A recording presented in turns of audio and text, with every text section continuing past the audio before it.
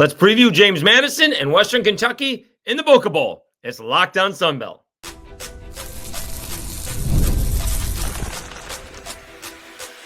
You are Locked On Sunbelt, your daily podcast on the Sunbelt Conference, part of the Locked On Podcast Network, your team every day. Hi, Dave Schultz, Locked On Sunbelt, your teams every day. Today's episode brought to you by the College Football Playoff. College Football Playoff is here, and you don't want to miss a moment of the action. College Football Playoff, presented by Allstate, begins with 4 first-round games, December 20th and the 21st on ESPN, ABC, TNT, and Max. I am looking forward to that, although I'm probably working. All right, we will get to the Sunbelt Hoops. Action is tipping off tonight with the Cajuns in App State. And, well, we'll talk more about the Cajuns in the last episode because it was not a good look with Bob Marlin yesterday. And I don't know what's going on with the lights in here. It looks like it's coming down on me, but it is what it is. But we got the Boca Bowl. This is just for you, Russell. We are previewing it today since it is tonight. And we got to figure out who's playing in this one. Alonza Barnett III for JMU is not playing in this one. Also, we weren't sure that Caden Veltkamp, the starting quarterback for Western Kentucky, was playing in it, but apparently Tyson Helton, the head coach of Western Kentucky, says that he is. A couple years ago, Austin Reed was in the transfer portal, and then all of a sudden, magically, right before the bowl game, he removed himself from the transfer portal and ended up they shellacked the South Alabama Jaguars in the New Orleans Bowl. In this case, Caden apparently is staying in the transfer portal, but playing in the Boca Raton Bowl. TJ Finley is on to school number 5. Is that right? LSU, Auburn, Texas State, Western Kentucky, and now Tulane. The Ponchatoula native is back to Louisiana. In this ball game, though, it is a nice rushing offense with James Madison can run the ball pretty well, and Western Kentucky cannot stop it. They have the worst rushing defense in the country, potentially giving up almost 222 yards per ball game. All right. This is from A to Z Sports. We'll give credit. Let's see who wrote it. AJ Schulte, no relation. They do pretty well against the pass because no one passes against them because it's more successful to run against them. But you do have a bunch of people not playing in this ballgame. Again, no Alonza Barnett III is not playing. You have 26, 27 other Western Kentucky guys who have bolted out of there. It doesn't appear that a whole lot of guys from JMU have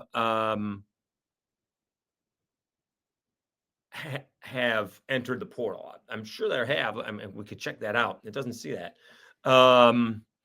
James Madison doesn't have their starting quarterback. I'm more encouraged by Western Kentucky making it out of the game with Veltkamp playing this one. However, they had almost 30 players enter the transfer portal. Let's see if we can find this really quickly. I don't want to spend too much time on this. So they've hit the transfer portal. We'll see how much that hurts. Remember, South Alabama, not necessarily hit the transfer portal. Fluff Bothwell hit the portal. But Gio Lopez was banged up, as is Alonza Barnett III. And Jamal Pritchett didn't play to get ready for the pros. But in this case, let's see what we got here for James Madison. I didn't think they had a whole lot of guys hitting the portal. It doesn't seem to be that way. They had one defensive lineman hit the portal. Is that it? Seems to be that way. Yeah, I haven't noticed anybody hit the portal. Making sure, yeah, App State's got a lot of guys in the portal, as you would expect. But I haven't seen a whole lot of JMU guys hit the portal.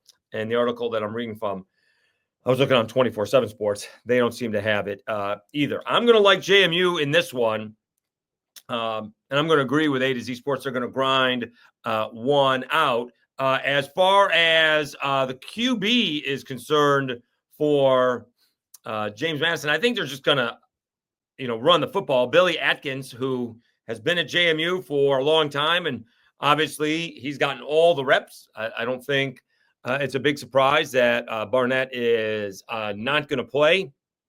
So he's gotten all of the reps. He's going to be prepared. We'll see what that looks like. But I think they're just going to try and run the ball with George Pettaway, and we'll see what Wayne Knight does with the second running back for JMU.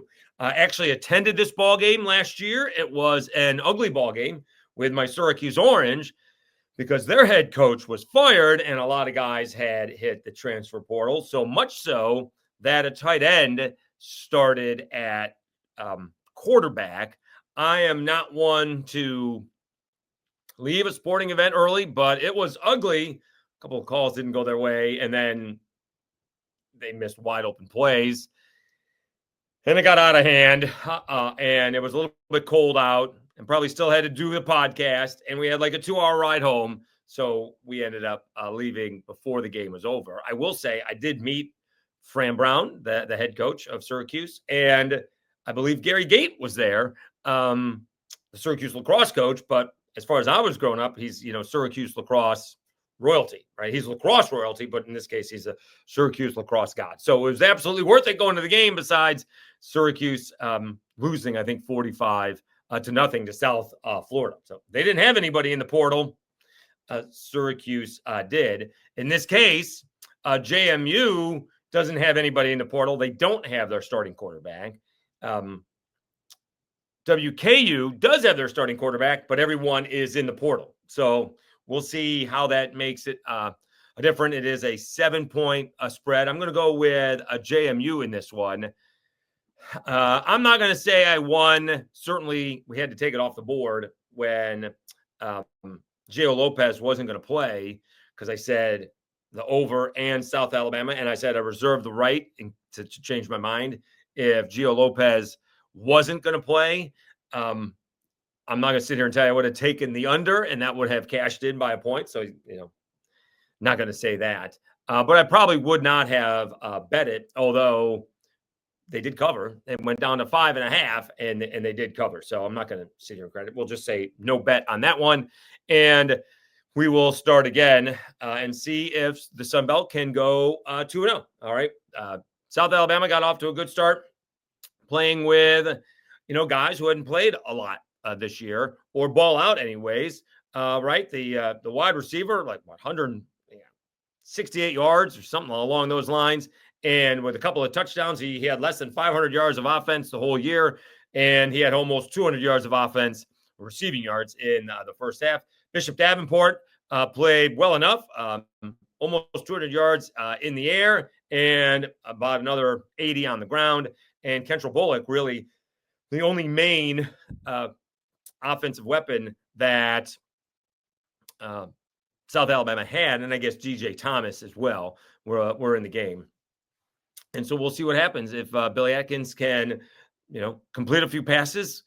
I would presume that JMU is looking to not throw it more than 15 times. If they can throw it somewhere in the 8 to 12 times and just hand it off on a regular basis, they will be successful. If they fall behind and have to start to throw it, it could be a long night for JMU. But we will be taking the James Madison Dukes in this one. All right, let's take a timeout. We will come back. Let's preview the Sun Belt. We'll talk about the Cajuns in depth a little bit more at the end. They happen to be tipping off against App State. So we'll talk about the Sun Belt in general, and then we will talk about what the Cajuns' issues are, because it's now looking good for Bob Marlin's crew in Lafayette. We will do that right after I tell you about FanDuel and Prize Picks.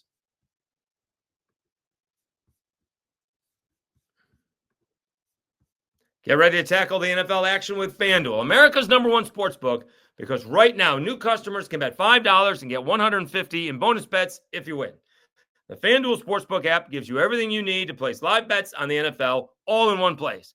So when you get a hunch in the middle of the game, you can check out the latest stats, view live play-by-play, and so much more on the same page where you place your bets. Just visit FanDuel.com to join today. You'll get started with $150 in bonus bets if you win your first $5 bet. That's FanDuel.com. Never waste a hunch and make every moment more with FanDuel, an official sportsbook partner of the NFL.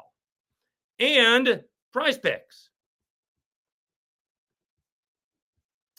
Prize Picks is the best place to get real money sports action. With over 10 million members and billions of dollars in awarded winnings, Prize Picks has made daily fantasy sports accessible to all. You just pick more or less on at least 2 players for a shot to win up to 1,000 times your cash.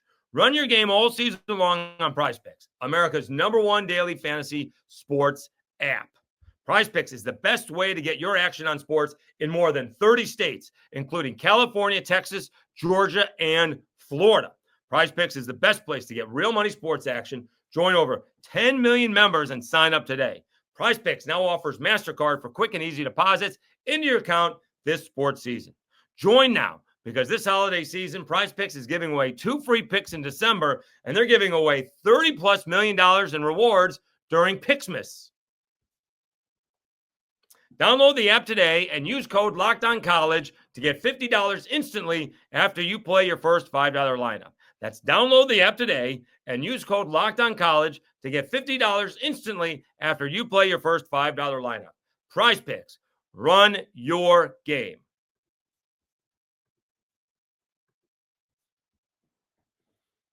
All right, Dave Schultz, Locked On Sunbelt, your team every day. All right.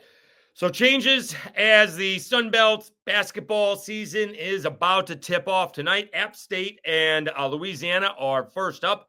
Cajuns off to an awful start. Let's see what App State is up to. I think it's kind of a mixed bag.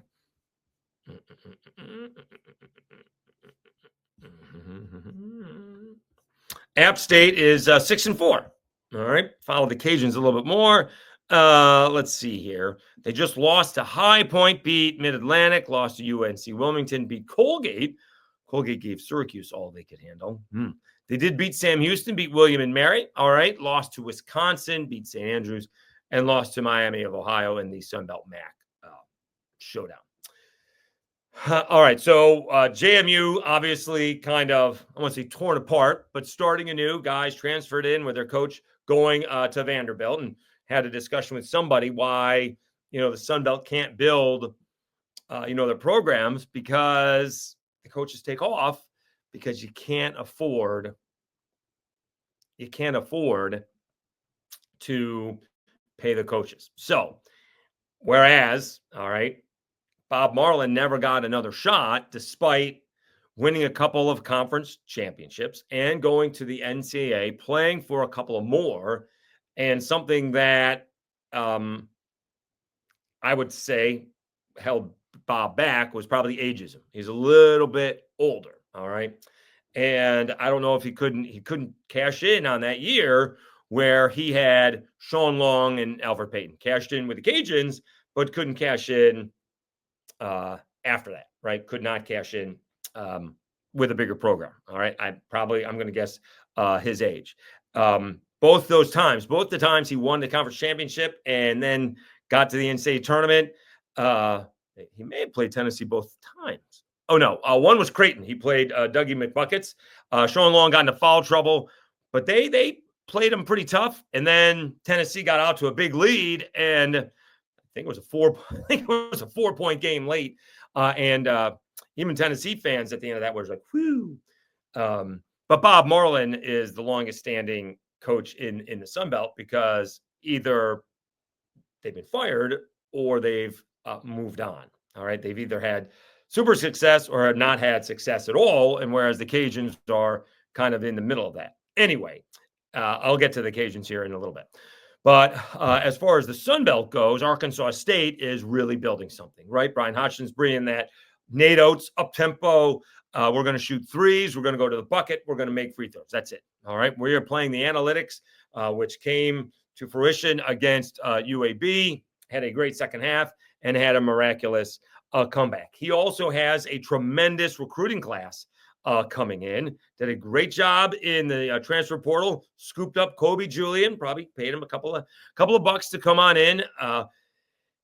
And Kobe's paying off. All right. What I didn't know, I will correct myself. I did say didn't know this. In yesterday's episode, said that no one had scored off the bench for Arkansas State. Well, a couple of starters were off. So a couple of guys from the bench played in the game. So my bad. Didn't realize that was the case. All right. We'll start watching more Arkansas State basketball as we go. All right. So they will have scoring off the bench is the point. But if he wins the conference tournament this year, is he coming back? Because he may get a Power 5 job. I don't know what he's making. Is he making 600,000, 800,000? Is he going to get $1.5 million to go? You can't miss those opportunities when they come your way. So Arkansas State seems to be at the top of the list in terms of where we're starting here for Sunbelt basketball. South Alabama, a little bit of a surprise. Gave TCU a little bit of a run, although played an odd back-to-back ball games. I don't know how that happened when they played Sunday and Monday. East Texas State A&M is nothing to write home about, but that doesn't mean you didn't play. And so we'll see. South Alabama does not have any size. And we'll see if they can shoot their way past that or, kind of control the tempo. I think they're going to have to slow things down because they're going to get beat inside. And one of those things is not worry about it when it happens. Texas State, they had a little bit of a winning streak here this year. It was just snapped by Florida Atlantic at Florida Atlantic that's where the Boca Bowl is on that campus. They had won 5 in a row, beat Princeton, Ohio, Johnny Jones at Texas Southern, who's usually in the NCAA tournament, and Rice. So they had a nice 5-game winning streak. They get Georgia Southern to begin with. Oddly enough, they get former Sun Belt foe UT Arlington before they hit the road, a 4-game road trip at Marshall, at App State, at Troy, at Southern Miss. Whew. All right. Good luck. Hopefully they come back 2-2 out of that at the very least. We mentioned App State 6-4. James Madison is 6-4. Troy is 6-4. We saw them play one time. I thought they were going to look better against Arkansas, and they did not. They fell flat in the second half. They just kept on turning the ball over. And I don't think it was Arkansas's great defense, to be honest with you. They kept on throwing the ball over. If it was a forced defensive turnover, I would tell you. It looked like Troy just kept on throwing the ball away. Marshall is 7-5. Let's see who they've played. They've won 2 in a row. They beat Ohio, West Virginia Wesleyan. They did lose to Wright State and UNC Wilmington. They got a win over Morehead State. Lost to Western Kentucky, 90-82. Did beat South Carolina State. Took it on the chin to Purdue. But it looks like they can put some points up against teams on their own level. So we'll see about Marshall moving forward. Georgia Southern, as we've talked about last year and this year, they started out 0-12. So they're 6-5. Charlie Henry in year number 2. Coastal Carolina, of course, with the new coach, Cliff Ellis, retiring in the middle of last season, 5-5. Georgia State trying to turn things around, 4-6. Southern Miss, 4-6 under Jay Ladner, having some issues on the road, but they've played some really tough teams on the road. I'm not sure that's fair who they've played on the road. South Dakota State is good. All right. And they lost 101-76 at Montana State, 79-59. I'm not sure Abilene Christian is. They lost 82-74. They lost to Tulane, former Georgia State coach Ron Hunter, 86-58. Then you're playing Ole Miss. I mean, those are not the easiest road games in the world. Monroe is 4-8. Old Dominion, Mike Jones off to a tough start, 3-8.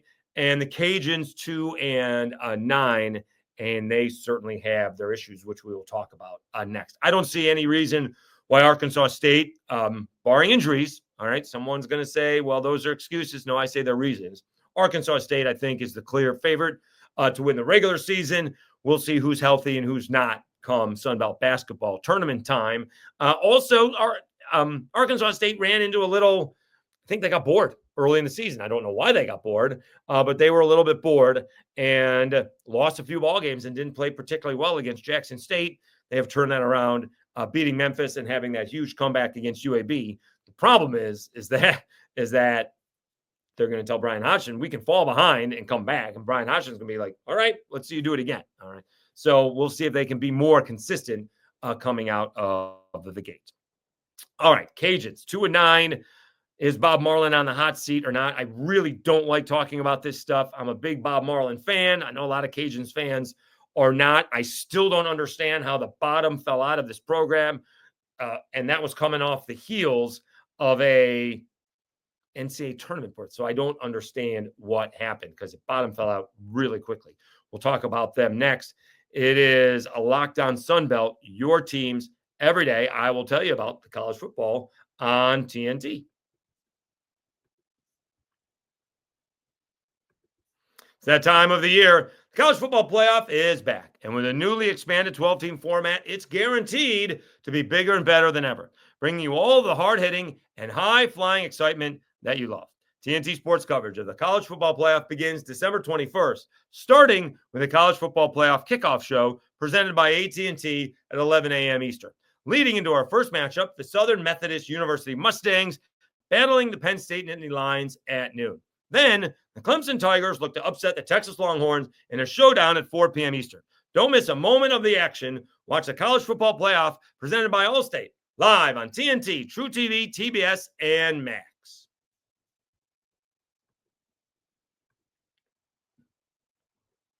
Dave Schultz, Lockdown Sunbelt, your teams every day. All right, so let's back this up.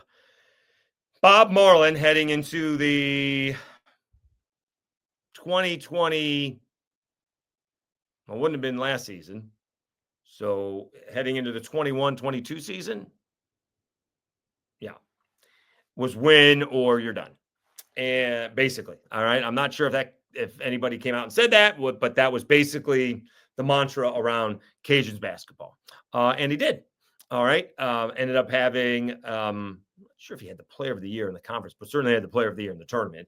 And they held off a pesky South Alabama team and Isaiah Moore. Themis Folks hit some threes that he hadn't hit most of the year. And the Cajuns end up winning the conference tournament. South Alabama knocked off JMU, and Southern Miss got knocked off as well in that tournament. Some of the higher seeds got knocked off. So, either way, Cajuns were the champions, but maybe they had an easier path through that. And they didn't beat Tennessee, but they came close. They had a good run there in the second half, came up just short. All right. Again, even Tennessee fans were like, whew, right, online, right? We know fans can be very brave people on a keyboard, but they were like, that was a great game. Thank goodness we moved on. All right. Cajuns played a heck of a game. They were very complimentary of that. And then all of a sudden, the bottom dropped out in between that season and the next season because no one was showing up. And I didn't know why. And they were winning. And people were not showing up last year. They were a little bit better. There was some off the court issues. Something was not right. I wish I knew what was wrong. Themis Folks, they had issues with Themis Folks. I don't know if it's the coaching staff had issues with Themis Folks. I don't know if the players had issues with Themis Folks. I don't know what the deal is. He's now at Milwaukee putting up a lot of points. So I'm not sure what the case was. They got off to a little bit of a shaky start, and then, they were 8-8. They lost to Troy, and then they went on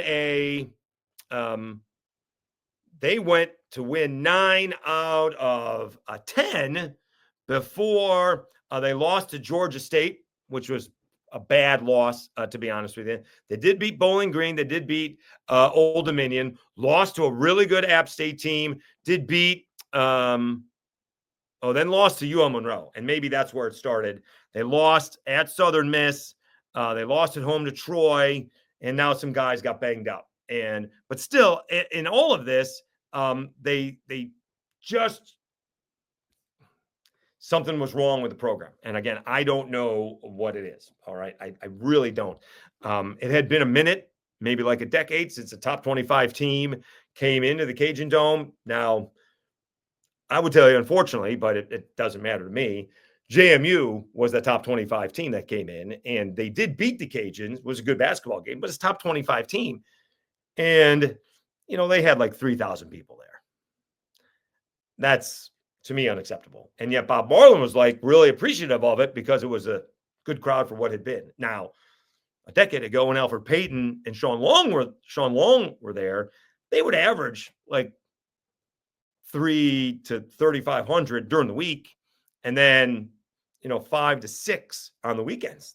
They were drawing pretty good crowds, and I don't know what happened. Now they're not drawing anybody. Now they're not any good. And one of the local broadcasters asked Bob, why would the fans still have faith in you? And Bob said they do have faith in me, and they still believe in the coaching staff. And you could see all the comments. It's a thing. So now what happened heading into this year, unfortunately, some things happened. We mentioned Themis Folks. He left at the end of last year, right? Kobe Julian left. That's a big blow, right? He announced he was coming back.